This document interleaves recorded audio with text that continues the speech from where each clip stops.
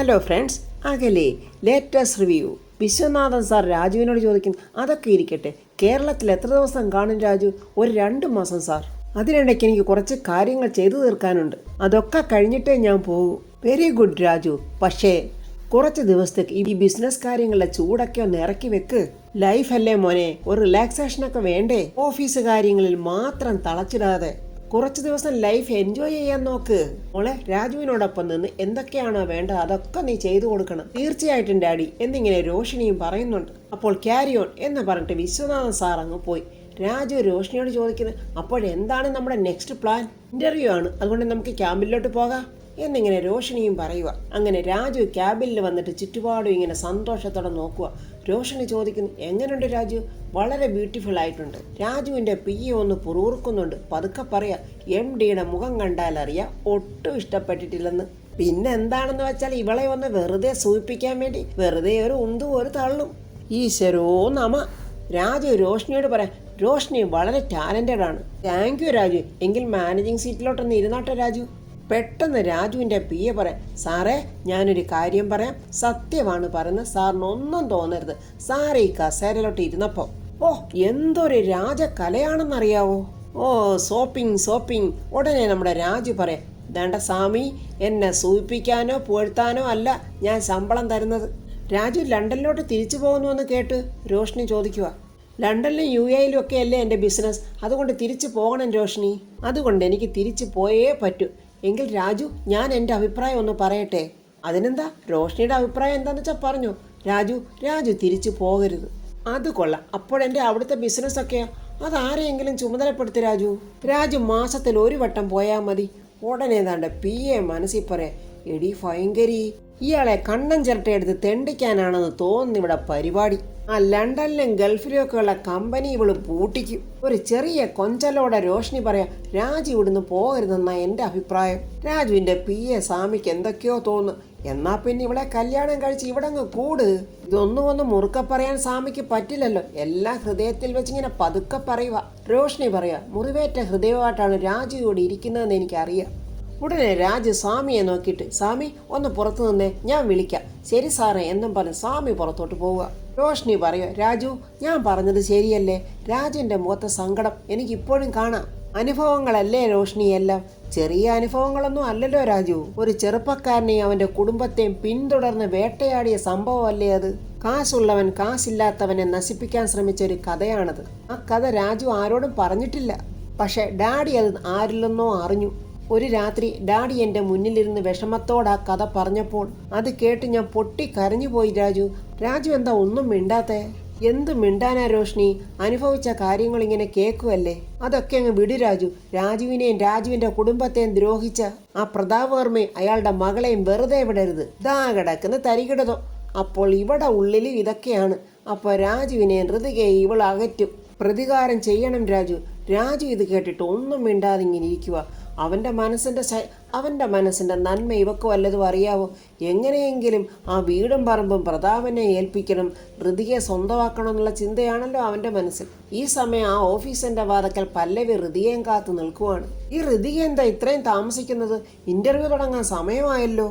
ഇവളുടെ ഒരു കാര്യം കഷ്ടം തന്നെ. ഈ സമയം ഋതിക ഓട്ടോറിക്ഷയിൽ ഇങ്ങനെ വന്നോണ്ടിരിക്കുവാണ്.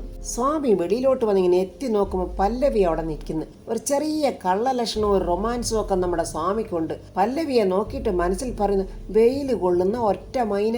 ഈ മൈന ഇനി ആരെയെങ്കിലും കാത്തു നിൽക്കുവാണോ? അങ്ങനെ ആയിരിക്കില്ല. പടിക്കിഴവന്മാർ വെയിലത്ത് നിന്ന് കാഞ്ഞാലും നമുക്കെന്തോന്ന്. പക്ഷെ പെൺകൊച്ചുങ്ങൾ വെയിലത്ത് നിന്ന് വാടുന്നത് കാണുമ്പോൾ നമുക്കൊരു എന്തോ ഒരു കള്ള ചിരിയോടെ സ്വാമി പല്ലവിയുടെ അടുത്തോട്ട് ചെന്നിട്ട്, ഹലോ ഗുഡ് മോർണിംഗ് ഉണ്ടേ. നമസ്കാരം. അല്ല, ഇന്റർവ്യൂവിന് വന്നതാണോ? അതെ സാർ. പിന്നെന്തിനാ ഈ വെയിലത്ത് നിന്ന് ഇങ്ങനെ പൊരിയുന്നത്? ഇങ്ങോട്ട് അകത്തോട്ട് കയറി ഇരിക്കാമല്ലോ. സാറേ, എൻ്റെ ഒരു ഫ്രണ്ട് വരുന്നുണ്ട്. ഓഹോ, അപ്പോൾ ഫ്രണ്ട് വരുന്നുണ്ടില്ലേ? ഫ്രണ്ട് വന്നോട്ടെ, പക്ഷെ അതുവരെ അകത്ത് കയറിയിരിക്കാമല്ലോ. വേണ്ട സാറേ, ഫ്രണ്ട് വന്നിട്ട് ഞങ്ങൾ രണ്ടുകൂടെ ഒരുമിച്ച് കയറിയിരിക്കാമല്ലോ. ഈ പരിപ്പ് എളുപ്പം വേഗമൊന്നും തോന്നുന്നില്ല. അപ്പോഴേ നല്ല വെയിലുണ്ട്, വെയിലത്തൊന്ന് മാറി നിൽക്കണേ എന്നും പറഞ്ഞ് നമ്മുടെ സ്വാമി അങ്ങ് മാറി. സ്വാമി നമ്മൾ ഉദ്ദേശിച്ച ആളൊന്നുമല്ല കേട്ടോ. ഒരു റൊമാൻസും കൊണ്ട് നടക്കുന്ന ഒരു കൊച്ചു കള്ളം തന്നെ. ഓഫീസിനകത്തൊന്നൊരു സ്റ്റാഫിനോട്, നമസ്കാരം കുട്ടി. അവള് പറയുക, തണ്ടേ തന്നോട് ഞാൻ പലവട്ടം പറഞ്ഞിട്ടുണ്ട് എന്നെ കുട്ടീന്നൊന്നും വിളിച്ചേക്കരുതെന്ന്. ഇത്രയും വലിയൊരു സ്ഥാപനത്തിന്റെ ഓഫീസ് അല്ലേടോ ഇത്? തനിക്ക് എന്നിട്ട് അതിൻ്റെതായ മാനേഴ്സ് കാണിച്ചുകൂടെ? അയ്യോ സോറി മാഡം. ആഹാ, അപ്പോൾ തനിക്കറിയാം. അപ്പോൾ താൻ എന്നെ നിളക്കി നോക്കിയതല്ലേ മേഡം? അങ്ങനെ ഓഫീസിലെ ഫീമെയിൽ സ്റ്റാഫിനെ വിളിക്കാവുള്ളൂ എന്ന് പറഞ്ഞിട്ട് ആ സ്റ്റാഫ് അങ്ങ് പോയി. നമ്മുടെ സ്വാമി അവിടെ നിന്നുകൊണ്ട് പറയാം, ചേടാ അപ്പോൾ ഈ കുട്ടി വിളിയൊക്കെ അങ്ങ് ഔട്ട് ഓഫ് ഫാഷനായി പോയല്ലോ. നമുക്കാണെങ്കിൽ ന്യൂ ജനറേഷൻ സെറ്റപ്പ് ഒട്ട് അറിയത്തതുമില്ല. അങ്ങനെ നമ്മുടെ ഹൃതിക ആ ഓട്ടോറിക്ഷയിൽ ആ ആൺകുട്ടികളോടൊപ്പം ഞെക്കി ഞെരുങ്ങി എങ്ങനെയോ ദാണ്ട ഓഫീസിൻ്റെ മുന്നിലെത്തി. അയ്യോ ഒത്തിരി ലേറ്റായോ പല്ലവി? ഞാൻ ഇപ്പോഴെങ്കിലും വന്നല്ലോ. എത്ര സമയം കൊണ്ട് ഞാൻ ഇവിടെ കാത്തു നിൽക്കുവാന്നറിയാവോ? ഇൻ്റർവ്യൂ തുടങ്ങിയോ പല്ലവി? ഇൻ്റർവ്യൂ ഒന്നും തുടങ്ങിയിട്ടില്ല. പക്ഷേ ഇവിടെ ടെൻഷനുള്ള ഒരു കാര്യമുണ്ട്. ഈ കമ്പനികളുടെയൊക്കെ MD ഓർക്കാപ്പുറത്ത് താണ്ട് ഇവിടെ വന്ന് ചാടിയിട്ടുണ്ട്. അയ്യോ എൻ്റെ ദൈവമേ, കാര്യങ്ങളൊക്കെ കുഴപ്പമാവുമോ പല്ലവി?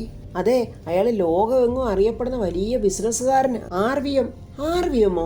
അതെന്താ പല്ലവി? അതൊരു സ്റ്റുഡിയോ അല്ലേ? അയ്യോ എൻ്റെ ഹൃതികെ, അത് AVM, ഇത് RVM. RR എന്ന ഫാഷൻ ഡിസൈനിങ് കമ്പനിയുടെ ഓണറാണ് അദ്ദേഹം. അതിന് നമുക്കെന്താ പല്ലവി? എന്താണോ അദ്ദേഹമാ ഇന്ന് കാൻഡിഡേറ്റ്സിനെ ഇന്റർവ്യൂ ചെയ്യുന്നത്? എൻ്റെ ദൈവമേ, പെട്ടോ? എടി നീ പേടിക്കൊന്നും വേണ്ട.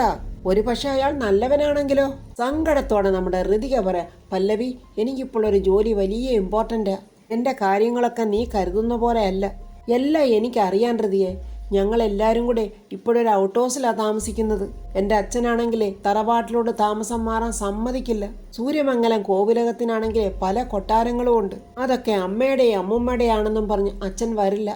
എങ്ങനെ അച്ഛൻ വരാനാ? അച്ഛൻ കാണിച്ച തോന്നിയവാസം അതല്ലേ. താടകയായ സഹോദരിയുടെ ചതി മനസ്സിലാകാതെ ഉത്തമയായ ഭാര്യയെ തള്ളിക്കളഞ്ഞിട്ട് ഇപ്പോഴും പിടിവാശിയും വലിച്ചുകൊണ്ടിരിക്കുക. അവരുടെ 1 രൂപയുടെ ഔദാര്യം പോലും പറ്റാൻ എൻ്റെ അച്ഛന് താല്പര്യമില്ലെന്ന് അച്ഛൻ പണ്ട് മുതലേ വലിയ അഭിമാനിയാണ്. അതുകൊണ്ടാണ് ഇങ്ങനെയൊക്കെ തീരുമാനിക്കുന്നത്. അതിന് വർമ്മ സാർ പല പ്രാവശ്യം MLA മന്ത്രിയൊക്കെ ആയിരുന്ന ആളല്ലേ ഹൃതികെ? സാറിന് പെൻഷൻ കിട്ടില്ലേ? അതൊക്കെ ആ കാർ ആക്സിഡന്റ് കാരണം പറഞ്ഞ് കോടതി വിലക്കിയിരിക്കുക. എനിക്ക് എൻ്റെ അച്ഛനെ നന്നായിട്ട് നോക്കണം. അച്ഛനെ ഒരു ബുദ്ധിമുട്ടും അറിയിക്കാതെ മുന്നോട്ട് കൊണ്ടുപോകണം. അതിനെനിക്ക് ഈ ജോലി കിട്ടിയേ പറ്റൂ പല്ലവി. എന്തായാലും ഇന്റർവ്യൂ കുറച്ച് ടഫായിരിക്കും ഹൃതിയെ. നമുക്ക് പ്രതീക്ഷയുടെ അകത്തോട്ട് കയറാം. നീ വാ എന്നും പറഞ്ഞ് പല്ലവി ഹൃതിയെ വിളിച്ചോണ്ട് ഓഫീസിനകത്തോട്ട് പോവുകയാണ്. ഈ സമയം രാജു ആർക്കോ ഫോൺ ചെയ്യുക. ഇല്ല, ഉടനെ ഞാൻ തിരിച്ചു വരില്ല, മിനിമം ഒരു 2 months എന്നൊക്കെ പറയുന്നുണ്ട്. ആ സമയത്ത് ദാണ്ട് നമ്മുടെ അമ്പുസ്വാമി ഏതോ ഒരു പെണ്ണിനെ കറക്കി എടുത്താൻ തോന്നുന്നു. ആ പെണ്ണിനോടൊപ്പം ചിരിച്ച് കളിച്ചിങ്ങനെ വരുക. അത് കണ്ടിട്ട് രാജു, അമ്പുസ്വാമി ഇന്റർവ്യൂവിന് ടൈം ആയില്ലേ? അത് സാറിൻ്റെ ടൈം എപ്പോഴാണോ അതാണ് ടൈം. അങ്ങനെ ദാണ്ട രാജുവും സ്വാമിയും കൂടെ അങ്ങോട്ട് പോകുമ്പോൾ അവരുടെ പുറകെ ദാണ്ട പല്ലവിയും ഹൃതികയും വരിക. എന്തൊരു ഭാഗ്യദോഷമൊന്നും നോക്കിക്കേ. ഇപ്പോഴും രാജുവും കാണുന്നില്ല, ഹൃതികയും കാണുന്നില്ല. ഹൃതിക അങ്ങനെ ഒരു സ്റ്റാഫിനോട് ഇന്റർവ്യൂ എവിടെയാണെന്ന് ചോദിക്കുന്നത്. അതാണ്ട് അവിടെയാണെന്ന് പറയുന്നത്. അങ്ങനെ ഹൃതികയും പല്ലവി അങ്ങോട്ട് പോവുകയാണ്. നമ്മുടെ രാജു ഇന്റർവ്യൂവിനൊക്കെ റെഡിയായിരിക്കുന്നു. ഒത്തിരി പേര് വന്നിട്ടുണ്ടോ സ്വാമി? ഒത്തിരി പേരെ കാണുന്നില്ല, കുറേ പേരുണ്ട് സാറേ എന്നൊക്കെ പറയും. ആ സമയത്ത് ദാണ്ട നമ്മുടെ ഹൃതികയും പല്ലവിയും കൂടെ അങ്ങോട്ട് പാസ് ചെയ്യുമ്പോൾ അവിടെ ഇന്റർവ്യൂവിന് വന്ന മറ്റൊരു പെൺകുട്ടിയായിട്ട് ഹൃതിക കൂട്ടിമുട്ടിയിട്ട് 2 പേരുടെയും ഫയല് താഴെ വീഴുവാണ്. ആ ഫയലെടുത്ത് ഹൃതിക കൊടുക്കുന്നുണ്ട്. പക്ഷേ ആ ഫയൽ രണ്ടും അങ്ങോട്ടും ഇങ്ങോട്ടും മാറിയെന്ന് തോന്നുന്നു. ഹൃതിക ഇങ്ങനെ പേടിച്ച് വിറച്ചിരിക്കുക. പല്ലവി ചോദിക്കുന്നു, എന്തിനാ ഹൃതിക നിനക്ക് ഇത്ര ടെൻഷൻ? അതല്ല പല്ലവി, ഇന്റർവ്യൂ ടഫായിരിക്കുമോ എന്ന് പേടിച്ചിട്ടാ. നീ ഒന്നുകൊണ്ട് പേടിക്കാതെ ഹൃതിയെ, നീ ദൈവത്തോട് പ്രാർത്ഥിക്ക്. ദൈവം നമ്മളോടൊപ്പം ഉള്ളപ്പോൾ നമ്മൾ എന്തിനാ പേടിക്കുന്നേ? അപ്പോൾ രോഷിനി ഇതാണ്ട് രാജുവിൻ്റെ റൂമിലോട്ട് ചെന്നിട്ട് രാജു എന്ന് വിളിക്കുമ്പോൾ രാജു, ആ പറ രോഷിനി. എന്താ രാജു ഇത്? എൻ്റെ ഓമന പേര് റിയ എന്നല്ലേ, പിന്നെ എന്തിനാ രാജു എന്നെ എപ്പോഴും റോഷിനി എന്ന് വിളിക്കുന്നത്? എന്നെ റിയ എന്ന് വിളിച്ചുകൂടെ? രാജു എന്നെ റിയ എന്ന് വിളിക്കുന്നത് എനിക്കിഷ്ടം. അതിനെന്താ, അങ്ങനെ വിളിക്കാമല്ലോ. നമ്മുടെ സ്വാമി വീണ്ടും പുറകുറുക്കാൻ തുടങ്ങി. ഇവള് നമ്മുടെ MDയെ വളയ്ക്കാനുള്ള പരിപാടിയാണല്ലോ. ഇവള് സാധാരണക്കാരിയല്ല, ഒരു വിളഞ്ഞ പുള്ളി തന്നെയാണല്ലോ. നമ്മൾ എന്ത് ചെയ്യാനാ? വലിയ പുള്ളികൾ തമ്മിൽ എന്തുവാകാം. നമ്മൾ ശ്രദ്ധിക്കേണ്ട, അതാ നല്ലത്. എന്തെങ്കിലുമൊക്കെ രാജുവിനോട് അവൾക്ക് സംസാരിച്ചുകൊണ്ട് നിൽക്കണം. അപ്പോൾ അവൾ പെട്ടെന്ന് പറയാം, രാജുവിൻ്റെ ഓഫീസൊക്കെ ഞാനാ ഡിസൈൻ ചെയ്തിരിക്കുന്നത്. എൻ്റെ ഇമാജിനേഷനിൽ ഞാൻ ചെയ്തതാ. രാജുവിനതൊന്നും അത്രയ്ക്ക് അങ്ങോട്ട് ഇഷ്ടപ്പെടുന്നില്ല. പക്ഷെ പറയാൻ പറ്റില്ല. അതിനെന്താ, കൊള്ളാവല്ലോ എന്നിങ്ങനെ രോഷിനിയോട് പറയുക. ഉടനെ നമ്മുടെ സ്വാമി പറയുക, വളരെ സിമ്പിളാണ് ഈ ക്യാബിൻ, പക്ഷേ ഇതിനൊരു ബ്യൂട്ടിഫുൾ ഇമേജ് ഉണ്ട്. മനസ്സിൽ പറയാ, ഞാനൊരു തള്ളു നള്ളി നോക്കിയതാ. ഇവിടെ തള്ള എത്ര നേരം അല്ലെങ്കിൽ കേട്ടോണ്ട് നിൽക്കുന്നത്. ഇവിടെ കുറച്ച് കസേര പെറുക്കി നിരത്തി ഇട്ടേക്കുന്നു എന്നല്ലാതെ വേറെ എന്ത് വിശേഷം ഇവിടെ ഉള്ളത്? ഹൃതിയാണെങ്കിൽ ദൈവങ്ങളെ വിളിച്ച് പ്രാർത്ഥിക്കുക, എൻ്റെ ദേവി ഇൻ്റർവ്യൂ എളുപ്പം തുടങ്ങണേ, എനിക്കിവിടെ ജോലി കിട്ടണേ, എനിക്ക് വേറെ ഒരു വഴിയുമില്ലേ, എനിക്ക് ജോലി കിട്ടണേ ദേവി. നമ്മുടെ സ്വാമി അങ്ങോട്ട് വന്നിട്ട് നിങ്ങളെല്ലാവരും ഇൻ്റർവ്യൂവിന് വന്നിരിക്കുന്നതാണോ? അതെ. പിന്നിങ്ങനെ മിണ്ടാതിരുന്നാൽ എങ്ങനെ? നിങ്ങളുടെ എല്ലാവരുടെയും ഡോക്യുമെൻറ്റ്സും CV എല്ലാം ഇങ്ങോട്ട് തന്നേ. പല്ലവിയെ നേരത്തെ സ്വാമി കണ്ടല്ലോ. പെട്ടെന്നൊരു വളിച്ച ചിരിയോടെ കുട്ടിയുടെ പേരെന്തുവാ? പല്ലവി. എന്നിട്ട് ഋതിക അങ്ങനെ 2-3 പേരോട് പേര് ചോദിച്ചിട്ട് ഇൻ്റർവ്യൂ ഉടനെ തുടങ്ങും. എല്ലാവരും റെഡിയായിട്ടിരുന്നോണേ. ഇൻ്റർവ്യൂവിന് വന്ന ഒരു കുട്ടി ചോദിക്കുന്നത്, ഇൻ്റർവ്യൂവിന് എത്ര വേക്കൻസി ഉണ്ട്? ആഹാ, അതറിഞ്ഞാലേ കുട്ടി ഇൻ്റർവ്യൂവിന് വരത്തുള്ളോ? അല്ല, വെറുതെ മെനക്കണനോ വേണ്ടയോ എന്ന് അറിയാൻ വേണ്ടി ചോദിച്ചതാ. ഒരു കാര്യം ചെയ്യും, കുട്ടി അവിടെ ഇരിക്കും, ഞാൻ വിളിക്കാം എന്നും പറഞ്ഞ ഫയലും ഒക്കെ ആയിട്ട് സ്വാമി പോവുക. ജോലി തന്നാലും ജോലിക്കാരായിട്ട് ഞെക്കി പിഴിയും ഈ മുതലാളിമാർ. ആ കുട്ടി പറഞ്ഞുകൊണ്ടിരിക്കുക. അപ്പോൾ ഇൻ്റർവ്യൂ തുടങ്ങിയേക്കാം. അങ്ങനെ റോഷ്നിയും രാജുവിൻ്റെ അടുത്ത് തന്നെ ഇരിക്കുക. നമ്മുടെ സ്വാമി പറയാം, ഇവളും സാറോടുള്ള ഇൻ്റർവ്യൂ കുറേ നാൾ തുടങ്ങും. സാറിൻ്റെ ഒരു ലുക്കൊക്കെ നോക്കിയിട്ട് ഇവളെ ജീവിതത്തിലോട്ട് കൂട്ടാൻ യാതൊരു സാധ്യതയും ഇല്ല. എന്ത് കുന്തമെങ്കിലും ആകട്ടെ, എള്ളം ഉണങ്ങുന്നത് എണ്ണയ്ക്ക്. അതിന് ആട്ടുംകാട്ടം ഉണങ്ങുന്നത് എന്തിന്? ഇവർ ഉണങ്ങുകയോ തിളയ്ക്കുകയോ എന്തെങ്കിലുമൊക്കെ ചെയ്യട്ടെ. റോഷ്നി രാജുവിനോട് ചോദിക്കും, രാജു, ഇൻ്റർവ്യൂവിന് ഞാൻ രാജുവിനോടൊപ്പം ഇരിക്കുന്നതുകൊണ്ട് എന്തെങ്കിലും പ്രശ്നമുണ്ടോ? എന്ത് പ്രശ്നം? ഈ കമ്പനിയുടെ ഇതുവരെയുള്ള അതോറിറ്റീസ് എല്ലാം നോക്കിക്കൊണ്ടിരുന്ന റോഷ്നിയല്ലേ? ഈ പ്രോജക്റ്റ് ഡിസൈൻ ചെയ്ത ആൾക്ക് ഇൻ്റർവ്യൂവിനും കൂടെ ഇരുന്നുകൂടെ? Thank you Raju. സ്വാമി, അപ്പോൾ ഇൻ്റർവ്യൂവിന് വന്ന് ഓരോരുത്തരെയായിട്ട് ഇങ്ങോട്ട് വിളിച്ചോളൂ. അങ്ങനെ ഇൻ്റർവ്യൂ തുടങ്ങി. ആദ്യത്തെ കുട്ടി വന്നു. രാജു ഓരോന്ന് ചോദിക്കുന്നു. BBA കംപ്ലീറ്റ് ചെയ്തതല്ലേ എന്നൊക്കെ ചോദിക്കുന്നുണ്ട്. സ്വാമി പുറത്തോട്ട് വരുമ്പോൾ പല്ലവി ചോദിക്കുന്നത്, സാറേ, ഇൻ്റർവ്യൂ നടത്തുന്ന ആരാ? MD ആണോ? പിന്നെ അല്ലാതെ MD തന്നെ നടത്തുന്നത്. പിന്നെ ഒരു ലേഡി അകത്തുണ്ടായിരുന്നല്ലോ, അതോ? അതിലൂടുത്തെ ഓൾ ഇൻ ഓളാ? ഋതിക ചോദിക്കുക, സാറ് ഒരുപാട് ക്വസ്റ്റ്യൻസ് ചോദിക്കുക? പിന്നില്ലേ, ഒരുപാട് ചോദിക്കും. ഋതികയ്ക്ക് ആകെ വെപ്രാളം കൊണ്ടുപോയ ക്വസ്റ്റ്യൻസ് വളരെ ടഫായിരിക്കുമോ? നിങ്ങൾ അങ്ങനെ പേടിക്കൊന്നും വേണ്ട. എന്തെങ്കിലും സില്ലി ക്വസ്റ്റ്യൻസ് ഒക്കെ ചോദിക്കുന്നതേ ആ മേഡമാണ്. അപ്പം നിങ്ങൾക്ക് വായി തോന്നുന്ന ഉത്തരം അങ്ങ് പറഞ്ഞാൽ മതി. അതിൻ്റെ കാരണം എന്താണെന്നറിയോ? അവർ ചോദിക്കുന്ന ചോദ്യത്തിൻ്റെ ഉത്തരം അവർക്ക് പോലും അറിഞ്ഞുകൂടാന്നേ. എൻ്റെ ഋതിക, നീ എന്തിനാ ഇങ്ങനെ ടെൻഷൻ അടിക്കുന്നത്? കിട്ടിയാൽ ഊട്ടി, പോയാൽ ചട്ടി. നിനക്ക് അങ്ങനെയൊക്കെ പറയാൻ പല്ലവി, പക്ഷേ എൻ്റെ അവസ്ഥ എനിക്ക് മാത്രമേ അറിയാവൂ. റോഷ്നിക്ക് ഒരു ഫോൺ കോൾ വരുന്നു. റോഷ്നി അവിടെ നിന്ന് പുറത്തോട്ട് പോകുവാണ്. സാറേ, അടുത്ത ആളിനെ വിളിച്ചോട്ടെ? ആ, വിളിച്ചോ എന്നിങ്ങനെ രാജു പറയുമ്പോൾ രാജുവിനൊരു ഫോൺ വരുന്നു. അയ്യോ സ്വാമി, ഒരു ഇമ്പോർട്ടൻ്റ് വർക്കുണ്ടല്ലോ. അതിനെന്താ സാറേ? ഞാനൊരു കാര്യം പറയട്ടെ, നമ്മൾ ഇന്ന് 3 പേരെയല്ല സെലക്ട് ചെയ്യുന്നുള്ളൂ. അതിനെന്താ സ്വാമി? ഈ ഫയലുകളൊക്കെ പരിശോധിച്ചിട്ടേ എനിക്കിഷ്ടപ്പെട്ട 3 പേരുണ്ട്, അത് പറയട്ടെ. എന്നാലൊരു കാര്യം ചെയ്യും, ആ 3 പേരെ സ്വാമി അങ്ങ് അപ്പോയിൻമെൻറ്റ് ചെയ്തോ. പിന്നൊരു കാര്യം, അവരോട് കമ്പനി നിയമങ്ങളൊക്കെ പറയുകയും വേണം. നമ്മുടെ രാധമ്മയ്ക്ക് സൗകര്യങ്ങളൊക്കെ കൂടിയപ്പോഴൊരല്പം പൊങ്ങച്ചവും കൂടി. ആർക്കോ ഫോൺ ചെയ്തിട്ട് ചോദിക്കുന്നത്, കരിമീനുണ്ടല്ലോ അവിടെ, നല്ല പടപടാ പടയ്ക്കുന്ന കരിമീൻ, നല്ല കിണ്ണം പോലത്തെ കരിമീനായിരിക്കണം, ഒരു 5 കിലോ ഇങ്ങോട്ട് പോരട്ടെ. അത് കേട്ട് നമ്മുടെ വേണുവേട്ടൻ ഞെട്ട്. ഇതെല്ലാം കേട്ടോണ്ട് നിൽക്കുന്ന പ്രിയ, ദൈവമേ, കരിമീൻ്റെ കാര്യം പറഞ്ഞപ്പോഴേ വായിലൊരു കപ്പലോടുക. രാധമ്മ വിടുന്ന പ്ലാനില്ല. നെന്മീനുണ്ടോ അവിടെ? നെയ്മീനല്ല, നെന്മീൻ. അതുണ്ടെങ്കിൽ നല്ല പച്ച നോക്കി ഒരു 5 കിലോ. ആവോലിയുണ്ടോ? ഉണ്ടെങ്കിൽ അതും ഒരു 5 കിലോ. അയ്യേ, അയിലയോ? അത് കടലുണ്ടായ കാലം മുതലേ വാങ്ങിച്ച് ഫ്രിഡ്ജിലിരിക്കുന്നതായിരിക്കും. ഒരു പുച്ഛത്തോടെ, അതൊന്നും ഞങ്ങൾക്ക് വേണ്ട. ഞാൻ ഈ പറഞ്ഞ മീനുകളൊക്കെ പെട്ടെന്ന് ക്ലീൻ ചെയ്ത് ഇവിടെ എത്തിച്ചോണം. എല്ലാം കൂടെ കൂട്ടി എത്രയാണെന്ന് ഇങ്ങോട്ട് അയച്ചേരെ, ഞാൻ പൈസ അങ്ങോട്ട് അയച്ചേക്കാം. പെട്ടെന്നെല്ലാം വേണം എന്നും പറഞ്ഞ് രാധമ്മ ഫോൺ കട്ട് ചെയ്യുക. നമ്മുടെ വേണുവേട്ടൻ ചോദിക്കുക, എടി രാധമ്മേ, നീ മീൻ കച്ചവടം ചെയ്യാൻ പോവാണോ? പിന്നെ മീൻ കച്ചവടത്തിനൊന്നും അല്ല, മോൻ ഉച്ചയ്ക്ക് ചോറ് കൊടുക്കാനുള്ള വിഭവങ്ങൾ അതൊക്കെ. രാധമ്മേ, കുറച്ച് ഓവറാകുന്നുണ്ട്, സൂക്ഷിച്ചോ. ഇതെൻ്റെ അഭിപ്രായമാണ്. വേണുവേട്ടൻ പറയാം, ഇപ്പോൾ ഉച്ച ആയല്ലോ. അതിനെന്താ വേണുവേട്ട, ഒരു 10-15 മിനിറ്റ് മതിയല്ലോ. അരപ്പൊക്കെ അരച്ച് വെച്ചിരിക്കുക. ബാക്കിയെല്ലാം ഞാൻ സെർവൻസിനെ കൊണ്ട് ചെയ്യിപ്പിച്ചോളാം. ഇതെല്ലാം കേട്ട് കൊതിയൂറി നിന്ന് നമ്മുടെ പ്രിയ, ഇത് നല്ലതാ, നല്ല കരിമീൻ ഫ്രൈയും നെമ്മീൻ വറ്റിച്ചതും അങ്ങനെ എല്ലാം കൂട്ടി നല്ലോണം അവൻ ഉച്ചയ്ക്ക് ഊണ് കഴിക്കാമല്ലോ. രാജുവിൻ്റെ പേരിൽ ഓസിലടിക്കാമല്ലോ. എങ്കിൽ രാധേ, നീ വേഗം അവനെ വിളിച്ചു പറ, നിങ്ങൾ ഊണും അങ്ങോട്ട് കൊണ്ടുവരുമെന്ന്. അവൻ വല്ല ഹോട്ടലിലും കാണുമ്പോൾ കഴിച്ചാലോ. അയ്യോ, അത് ശരിയാ വേണുവേട്ടാ, ഞാനൊന്ന് വിളിച്ചു പറട്ടെ. ഇത്രയും നാളും കണ്ട നാട്ടിലെല്ലാം കടന്ന് എൻ്റെ കുഞ്ഞ് കഷ്ടപ്പെടുമായിരുന്നു. എൻ്റെ കുഞ്ഞിനൊന്നും ഉണ്ടാക്കി കൊടുക്കാൻ പറ്റിയില്ല. ഇവിടെ ഉള്ളപ്പോഴെങ്കിലും ഉണ്ടാക്കി കൊടുക്കണ്ടേ?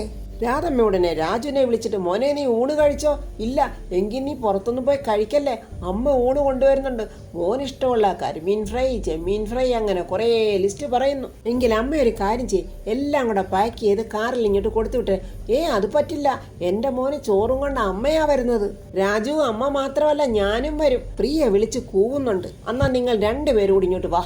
എൻ്റെ മോന് രുചിയോടെ എന്തെങ്കിലും ഉണ്ടാക്കി കൊടുക്കണമെങ്കിൽ ഞാൻ തന്നെ ഉണ്ടാക്കി കൊടുക്കണം. സെർവൻ്റ് ഒന്നും വിചാരിച്ച് നടക്കില്ല. സ്വാമി പുറത്തോട്ട് വന്നിട്ട് പറയുന്നു, ഇൻ്റർവ്യൂ ഒക്കെ കഴിഞ്ഞ് 3 പേരെ സെലക്ട് ചെയ്യാനുണ്ടായിരുന്നു, അത് സെലക്ട് ചെയ്തു. ഋതിയെ ചോദിക്കുക, അയ്യോ, ഞങ്ങളെ ഇൻ്റർവ്യൂവിന് വിളിച്ചില്ലല്ലോ. അതിന് ഫയൽ നോക്കിയാൽ മതിയല്ലോ. അത് കണ്ട് ഞങ്ങൾ മനസ്സിലാക്കിയതാ. ഞങ്ങൾ വലിയ പ്രതീക്ഷയോടുകൂടിയാണ് വന്നത്.